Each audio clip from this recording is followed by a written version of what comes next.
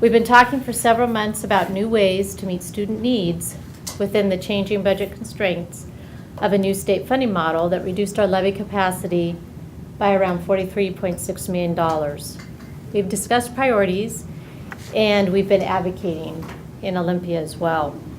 The conversation has been thoughtful and complex, and we are waiting to get more information. The budget will not be finalized until late August. However, we want to share some information today. And so Brian's going to share a little bit more of that detail at this time. So as he shares that, we've intentionally limited spending to try to save some money.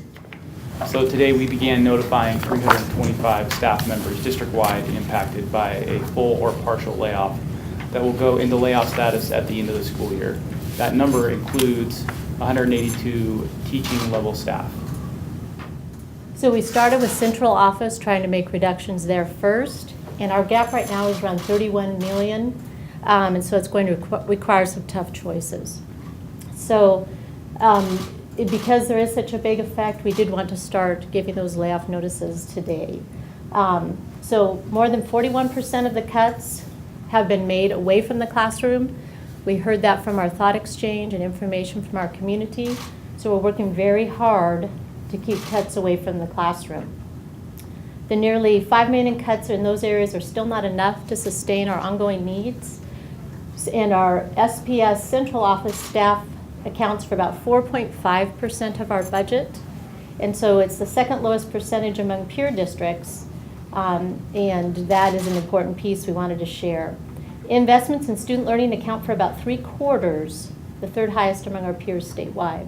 So it is a very difficult decision, and one that is playing out statewide following the unprecedented change to the mix of local and state funding. We've made every effort to support staff and students by recommending reductions away from the classroom first. Next year's budget will be finalized in late August, so we will spend the next 4 months continuing to look for efficiencies and new ways to meet the needs of our students and families.